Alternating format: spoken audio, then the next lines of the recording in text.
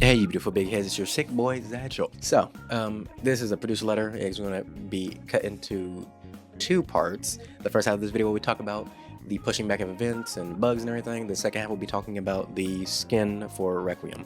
So, starting out with the bug section. So, they're pretty much apologizing for all the issues and bugs that happened with this update. If you don't know, this is one of the most buggy updates we have ever seen.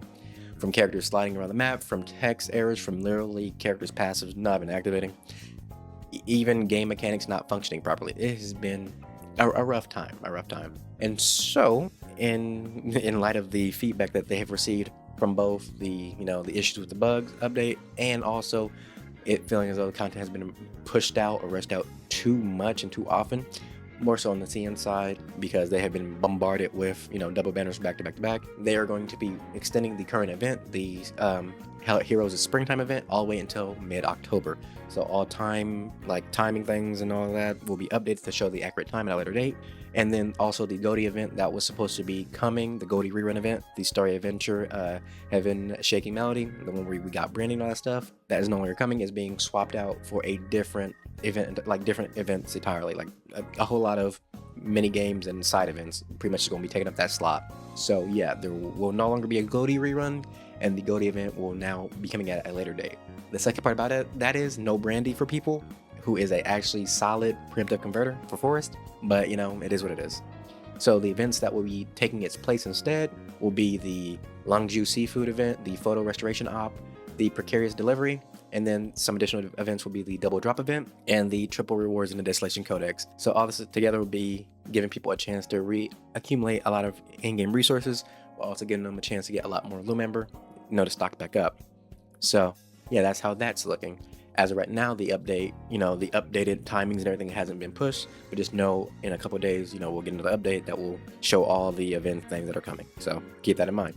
Now, on top of that, we are getting compensations as well since things are getting pushed back, and to help ease the pain of everything that's going on with some bonuses. So the first bonus is a sign-in bonus, which will pretty much give you 30 pulls and other in-game rewards. Now, to get those 30 pulls, it says you have to complete a sign-in quest to claim the 30 pulls. So just keep that in mind. You actually have to do something to get this other than just logging in.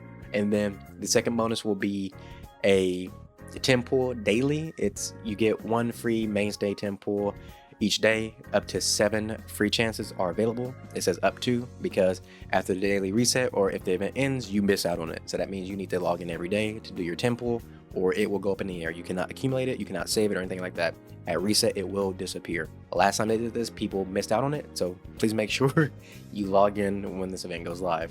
I'll make a post or something when it does go live to give you a reminder, but just make sure you're paying attention. All right, so moving over to the second part of the video, which is, the skin voting. So we got 3 skins here, or 3 options of skins here: the Storm Slayer, the Silent Scientist, and the Snowy.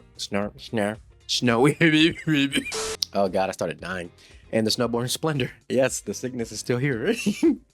But okay, so I like the first one the most, mostly because of the contrasting colors. The other two aren't contrasting that much because I just like the little brown and blue that's going on in the first one in the Storm Slayer, but I do like Silent Scientist a lot as well. Now, the last one is not that bad, but at the same time, of the 3, 1 and 2, I just like a lot more. Now, going down to the description of them. So, design number 1, Storm Slayer, the perfect young lady from the noble borders, the youngest disciplinary officer, and a battlefield prodigy new in the royal capital. Freya shines in so many ways, but what is she really like beneath all the titles? Does this disciplined girl have friends in the royal guard? Might she run into someone in the forest? Will her brilliance keep shining forever? Freya, let's skip your shift today and have some fun. So, yeah. The only person I can think of right is Mythos, because it just says might she run into someone in the forest. That just made me think of Mythos because she's the forest one and she actually does like nature and all that, and she's a scout, so like to be in the nature. But yeah, okay, pretty cool for the first one's description, but I ain't getting too much from it, Let's look at the second one. So design option 2, Silent Saint. Freya is destined to become the Silent Saint if she follows the rules and disciplines. Yet she chose to defy the prophecy. She left the north, made friends, and carved a path of hope with her power of lightning. Even on the darkest night, her determination sparks a new light. In this land of white, only those who burn their souls can serve as a guiding beacon, and I'll be there to witness it all, my friend. Now look, see that one? See, look, that little quote at the end, that quote go crazy. That sounds like there's about to be a story being told right there. So in terms of the description of the skin, I'm vibing with the second one more than the first, honestly. But let's look at the last one, the Snowborn Splendor. She's a ranger, a pilgrim in the snow. Before 16, she already walked the borders. She's a false saintess, a savior rejected, and a rebel outcast from her family. But does that even matter? She saved me and all of you. It was she who made it possible for a tribe to survive here. For that alone, I will call her the savior of the snow in my travelogue. So that sounds like a story from a third perspective, as someone retelling, or someone recounting the story through the travelogue itself of, Freya coming in and saving them, even though she's supposed to be the saintess and everything else. Her rebellious spirit came in and just saved them all, regardless of what she was supposed to be doing. But again, you could literally mix the third one with the second one, and it will work perfectly together. So I'm really feeling the second one from a lore standpoint and like learning a lot more, because you get a little bit of everything. You get the background of her family. You get her rejecting her prophecy to become the silent hunter that she is today. So I don't know, man. I think I'm leaving, even though I like the first one so much. Just the lore implications of the second one is really pulling me in.